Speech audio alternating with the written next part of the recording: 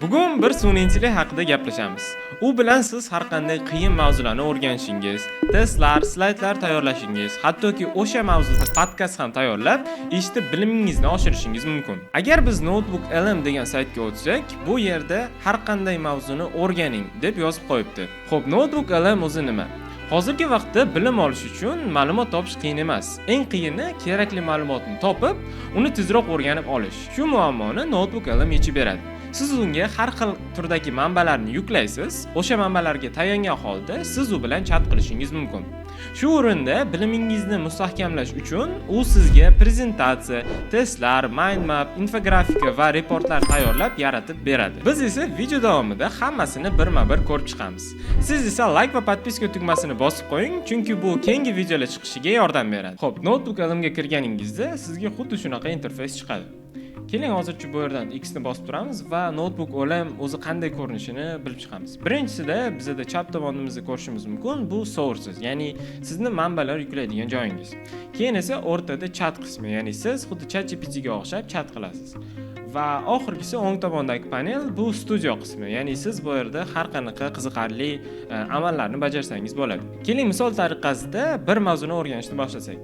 Masalan, men o'zim tibbiyot sohasida o'qiganim uchun menga tibbiyot bo'yicha qanaqadir bitta mavzu qiziq va u mavzuni topish uchun mana bu chap tomondagi panel qismidan search the web for new sources degan qismga o'zimga nima qiziqarli mavzu bo'lsa, o'shani yozaman.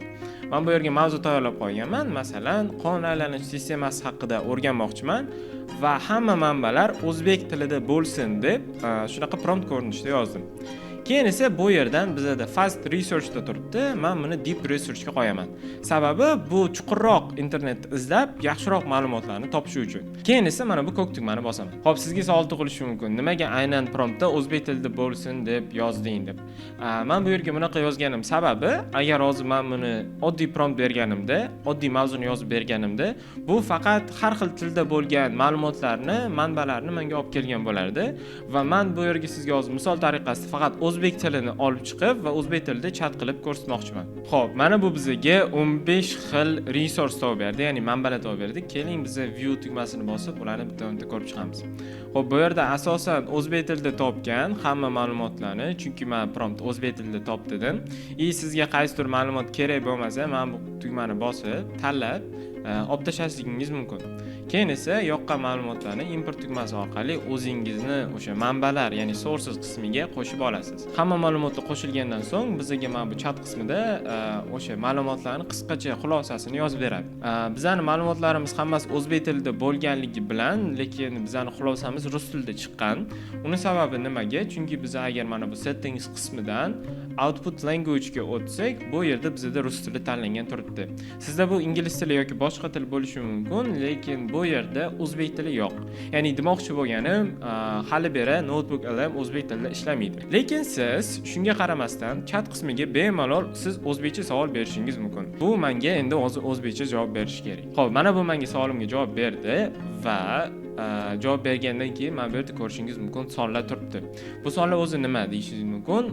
Ko'p hollarda LLMlar, ya'ni sun'iy intellektlar sizga xato javob beradi. Masalan, ChatGPT, Gemini'dan siz savol so'rasangiz, ko'p hollarda ular xato javob beradi, lekin buni to'g'ri berishingiz sababi bizda mana bu yerda sonlar orqali qayerdan mana shu ma'lumotni olganligini ko'rsatib qo'yibdi. Ya'ni qaysi manbadan olganligini. Masalan, mana shu tuzilishi va shaklini 3 va 4 manbalardan olgan. Siz uni ustidan bosib tekshirib ko'rishingiz mumkin, o'sha bergan ma'lumotlar bilan to'g'rimi yoki yo'qmi. Bu degani siz aniq to'g'ri manbalardan olingan ma'lumotlarni ko'rishingiz mumkin. Deylik, meni o'zimda qanaqadir bitta kitob bor yoki PDF shaklida qanaqadir bitta fayl yoki YouTube dan yoki Google dan olgan saytlar linki bor va o'shalarni ham shu manbalar qismiga qo'shmoqchiman. Uning uchun nima qilaman? Uning uchun mana bu yerdagi add sources degan tugmani bosib, bu yerdan siz har qanaqa faylni upload qilishingiz mumkin, ya'ni qo'shishingiz mumkin.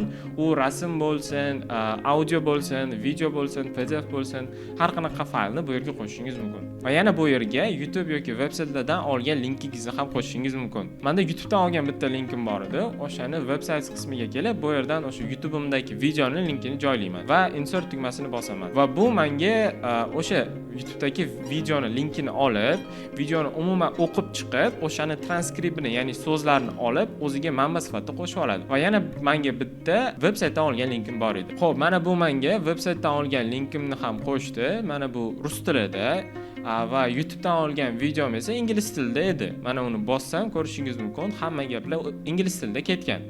Bu degani, lekin biz o'shalarni o'zidan o'zbekcha savol javob qilib, o'zimiz ma'lumot olishimiz mumkin. Masalan, siz mana bu yerdagi Select all sources degan tugmani bossangiz, bu hamma sourcelarni, ya'ni manbalarni o'zidan olib tashlaydi va qaysi manbadan siz savol javob qilishni xohlasangiz, o'shani tanlashingiz mumkin. Men bu yerdan YouTube videoyimni va boyagi veb-sayt linkimni tanlayman. Bular chet tillarida, lekin men savolimni o'zbek tilida beraman. Keling boshqacha savol beramiz. Qon aylanish sistemasi o'zi nima? Va bu shu savolga mana shu ikkita manbadan foydalanib javob berish kerak. Ya'ni o'zbek tilida. Mana ko'rishingiz mumkin, bu bizga javobni berdi va mana bu yerdagi sonlar orqali qaysi qatordan olganligini ko'rishingiz mumkin. Mana bu yerda masalan ruscha o'qib, o'zbekcha menga savol beryapti.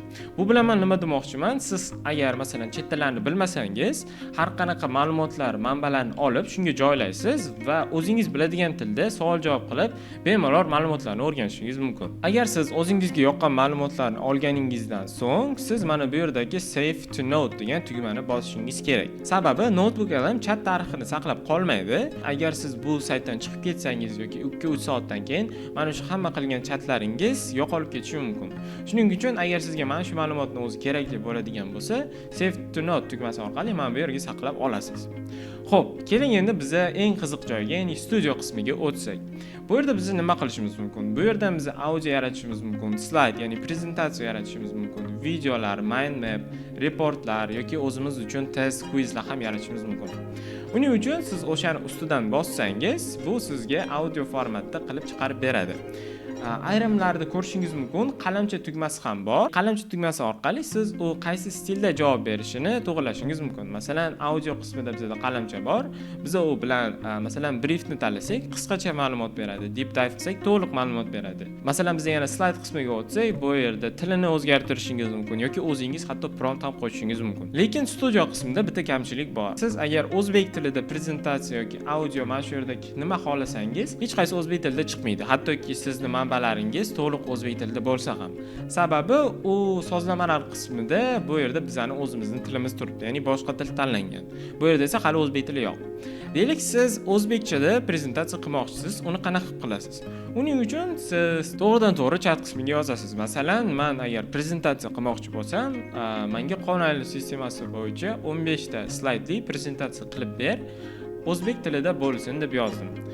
Va send tugmasini bosamiz. Lekin e'tibor qiling, men bu yerda xato qildim. Bu yerda men faqatgina ikkita source'ni tanladim, ya'ni ikkita manbani tanladim.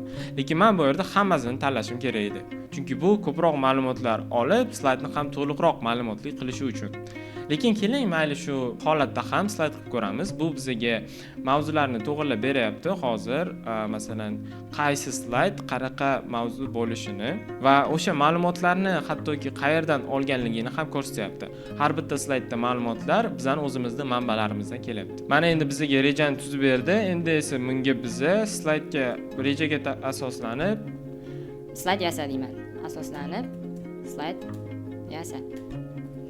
Va endi bu slayd yasashni boshlash kerak. Xo'p, menda bu yerda qanaqadir yana tushunmovchilik bo'ldi. Sababi men slayd rejaga asoslanib slayd yasa deganimda, bu yana menga reja tuzib berdi. Keyin esa keyingi promptimda slayd deck yarat, shu rejaga asoslanib deb yana bitta prompt berdim. Keyin esa mana source qismida, studio qismida ko'rishimiz mumkin, generating slide deck deb boshladi. Endi bizda proses endi boshlandi. Nimaga bunaqa chiqyapti? Chunki Notebook LM chat qismidan slayd yasash yoki infografika yoki testlar yasashga o'rganmagan. Ya'ni bu yerda faqat siz mana bu studio qismidan amballarni bosib bajarishingiz kerak. Men uni qilmayotganligimni sababli men rus tilida hozir slayd qilmoqchi emasman, o'zbek tilida qilmoqchiman. Shuning uchun chat qismida yozdim. Xo'p, mana bizning slaydimiz ham tayyor. Bunga o'rtacha 10 minutcha vaqtimiz ketdi. Endi biz o'sha slayd ustidan bosib ko'rib, mana bu expand viewer tugmasini bossak, mana ko'rishingiz mumkin, bu dizayn ham juda ham zo'r. Chunki sababi bu yerda ishlatgan rasmlari hozirgi kundagi eng zo'r sun'iy intellekt nanobanani rasm generatsiya qiladigan sun'iy intellektdan foydalanib rasmlarni chiqargan. 15 ta slayd qilgan va juda ham ma'lumotlari ham juda ham zo'r, chunki bizga bergan manbalardan foydalanib qilyapti. O'zi internetdan topib olgan manbalar emas. va rasmlar ham juda ham tiniq va juda ham sifatli. Videoni ko'rganingiz uchun rahmat. Keyingi videolarda ko'rishguncha xayr.